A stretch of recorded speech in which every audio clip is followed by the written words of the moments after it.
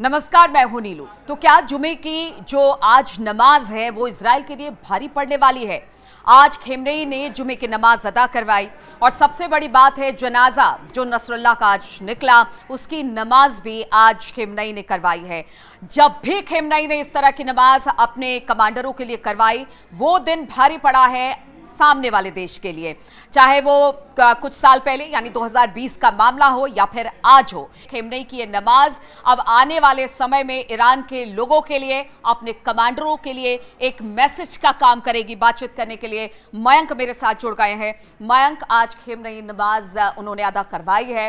देखिए, पूरी दुनिया की नज़र इस इवेंट पे है जो कि आप बता रहे हैं। असल में खामेनेई ने जुम्मे की नमाज जो अदा करवाई है, इसके द्वारा एक मैसेज दिया जा रहा है पूरे अरब वर्ल्ड को कि आगे अब ईरान का कदम क्या होगा। देखिए, आप जिस बात का जिक्र कर रही हैं वो करीब 4 साल 10 महीने बाद खामेनेई जो है वो उन्होंने इस तरह से जुम्मे की नमाज अदा करवाई है। इसके पहले जो है 2020 में IRGC के जो कमांडर थे कासिम सुलेमानी, इनकी नमाज जनाजा भी जो है वो खामेनेई ने अदा करवाई थी। और उसके बाद ही देखिए, इसके फ़ौरन बाद ईरान की तरफ से सीरिया में अमेरिका के 2 बेसिस पे मिसाइल अटैक किए गए थे। तो हाँ, और वो बड़ा हमला था। तो देखिए, उसी से इसे जोड़कर जो सोशल मीडिया में और कुछ एक्सपर्ट्स जो चर्चा कर रहे हैं वो इसीलिए इसको उससे जोड़ के देखा जा रहा है कि क्या पिछली बार जब कासिम सुलेमानी की नमाज जनाजा उन्होंने अदा करवाई थी, उसके बाद अब नसरुल्लाह के लिए जो नमाज जनाजा जो है वो उनके नेतृत्व में एक प्रकार से हुई है। तो इसके बाद क्या ईरान का अगला कोई बड़ा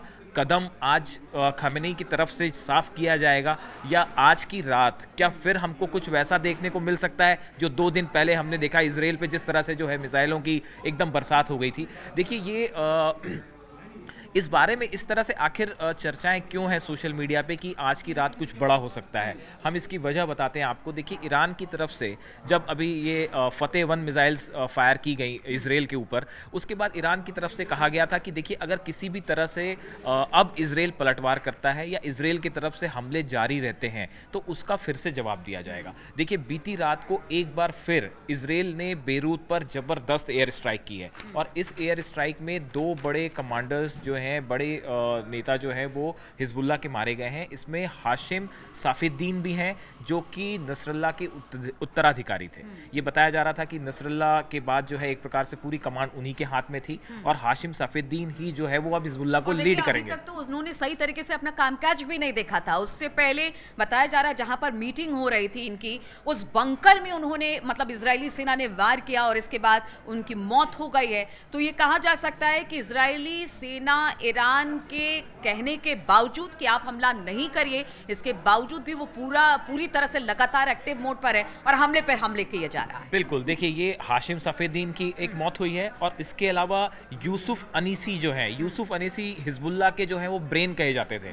और ये इनका जो हिजबुल्लाह के जितने हथियार हैं और इनके जो टेक्निकल एक्सपर्ट जो थे वो यूसुफ अनीसी को माना जाता था। कहा जाता था कि ये खुद जो है इंजीनियर थे और जो हिजबुल्लाह के लिए वेपन्स कहाँ से आएंगे, कौन से वेपन्स का इस्तेमाल करना है, इसकी पूरी जानकारी जो है वो यूसुफ अनीसी के पास हुआ करती थी। तो देखिए, ये पिछले 24 घंटे में ये 2 बड़े लीडर्स को हिजबुल्लाह के जो है वो इजराइल ने एयर स्ट्राइक में मार दिया है, जिसके बाद एक बार फिर हालात वैसे ही आके खड़े हो गए हैं जैसे नसरुल्लाह पे अटैक के बाद हुए थे।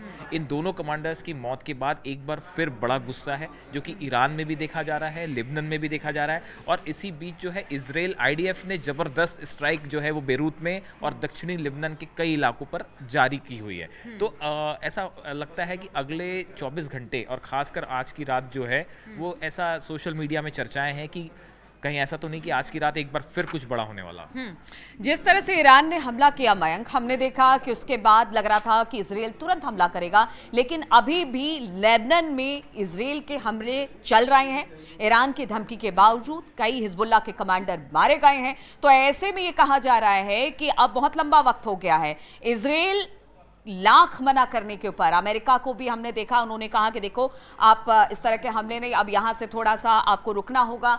ईरान ने भी कहा है कि देखिए अगर हमला करेंगे तो हमला होगा, लेकिन इसके बावजूद हमले इजराइल की तरफ से नहीं रुक रहे हैं। तो क्या हम ये मान के चले कि आज या कल में इजराइल की तरफ से बड़ा हमला, और वो भी सबसे बड़ी बात है कि कई ऐसे टारगेट किए गए हैं ईरान के बड़े बड़े खासतौर पर एयरबेस हो या परमाणु जहां पर इस वक्त संयंत्र उनके चल रहे हैं, जहां पर एक्सपेरिमेंट हो रहे हैं, उन सबको टारगेट किया जाए। क्या इसके लिए पूरी तरह से प्लानिंग कर ली गई है कि पहले हिजबुल्लाह को पूरी तरह से मारे, लेबनान के अंदर दाखिल हो और दूसरी तरफ से लगातार एयर स्ट्राइक? देखिए, अभी तक इजराइल ने जब ईरान ने हमले किए थे उसके बाद इजराइल की तरफ से कहा गया था, आईडीएफ की तरफ से कहा गया था कि जगह भी हम तय करेंगे और वक्त भी हम तय करेंगे कि ईरान को कब जवाब देना है। तो अब देखिए, एक बात तो तय है कि इजराइल जो है वो ईरान को उसकी कार्रवाई का जवाब देगा, ये बात तो बिल्कुल तय है। अब सवाल ये है कि उसका स्केल क्या होगा, वो कितना बड़ा होगा। देखिए, जो बाइडन ने कल एक बयान दिया है, उन्होंने कहा है कि मध्य पूर्व में पूर्ण युद्ध से बचा जा सकता है। मुझे नहीं लगता कि कोई पूर्ण युद्ध होने जा रहा है, मुझे लगता है कि हम इसे टाल सकते हैं। तो देखिए, यहाँ पे इजराइल का अगला निशाना ईरान में है। किस बेसिस पर बोल रहे हैं? अगर अमेरिका या बाइडेन बोल रहे हैं तो किस बेसिस पर? क्योंकि उनकी बात तो इजराइल मानता दिखाई दे नहीं रहा है, लगातार हमले हो रहे हैं। आप ठीक कह रहे हो, इजराइल की तरफ से अब जो भी हमला होगा वो किस स्केल का होगा, वो ये बात तय कर देगा क्या मिडिल ईस्ट में एक बार फिर खाड़ी जैसा कोई बड़ा युद्ध होने जा रहा है। देखिए, ईरान की ऑयल रिफाइनरीज निशाने पर हैं, जो न्यूक्लियर प्लांट्स हैं वो निशाने पर हैं। तो अब सवाल ये है कि देखिए, बाइडन की तरफ से ये भी कहा गया है कि हम बिल्कुल सपोर्ट नहीं करेंगे इस बात का कि न्यूक्लियर प्लांट्स पे है, रिएक्टर्स जो हैं ईरान के, उस पर किसी तरह का हमला हो, क्योंकि अगर ऐसा कुछ होता है तो वो चेन रिएक्शन हो सकता है और बड़ा रेडिएशन हो सकता है और इसमें बड़ा एक वॉर छिड़ सकता है। तो देखिए, इस पूरे इलाके में इस वॉर के जो परिणाम होंगे ये अमेरिका भी अच्छी तरह से समझता है, रशिया भी अच्छी तरह से समझता है, रूस भी इसको अच्छी तरह से समझ रहा है, और पूरे मिडिल ईस्ट में एक बड़े वॉर का मतलब है पूरे विश्व की अर्थव्यवस्था को बड़ा आघात होगा ये। तो इसलिए देखिए, इजराइल की तरफ से जो एक प्रकार से कुछ टाइम वक्त लिया जा रहा है ईरान को जवाब देने में, ये एक स्ट्रैटेजिक तैयारी है। इसको आप ये नहीं कह सकते कि देर हो रही है ना। इजराइल की तरफ से जो अपनी प्लानिंग की गई है, नेतन्याहू ने एक बड़ी बैठक की है और बताया जाता है कि इजराइल ने अपनी तरफ से अपना प्लान तैयार कर लिया है। ठीक है, लेकिन मयंक, यहाँ पर एक सवाल और उठता है कि देखिए, इजराइल ने अपना प्लान तैयार कर लिया, ईरान ने कह दिया है कि अगर उधर से मिसाइल्स के हमले होंगे तो हम भी यहाँ से लगातार उसका जवाब देंगे। लेकिन दूसरी तरफ अगर अमेरिका और रूस की बात की जाए, अमेरिका में इस वक्त इलेक्शन होने वाले हैं, बहुत कम वक्त इसमें रह गया है। अमेरिका जरूर कह रहा है कि वो इजराइल के साथ है, रूस भी कह रहा है कि वो ईरान के साथ है, लेकिन रूस पहले से एक युद्ध झेल रहा है। दूसरी तरफ अगर अमेरिका की बात की जाए, क्या उसके लिए पिछला इतिहास जिस तरह का रहा है, तो क्या आपको लगता है कि ये युद्ध, जिस तरह से यूक्रेन और रूस का युद्ध अभी लंबा चल रहा है, क्या ये भी युद्ध लंबा चलेगा? जितने बड़े देश हैं वो पीछे से शह तो देंगे लेकिन आगे फ्रंट पर नहीं खेलेंगे। ये आप बिल्कुल ठीक कह रहे हो। इसी से जुड़ी मैं आपको एक खबर बताता हूँ कि 5 खाड़ी देश ऐसे हैं जिन्होंने दोहा में एक बैठक हुई, इसमें सऊदी अरब, कतर, यूएई, बहरीन और कुवैत, इन्होंने तटस्थता का ऐलान कर दिया है। इन्होंने कहा है कि अगर युद्ध होता है उसमें हमारी कोई भूमिका नहीं होगी और ना ही हम अपने एयर बेसिस का इस्तेमाल होने देंगे।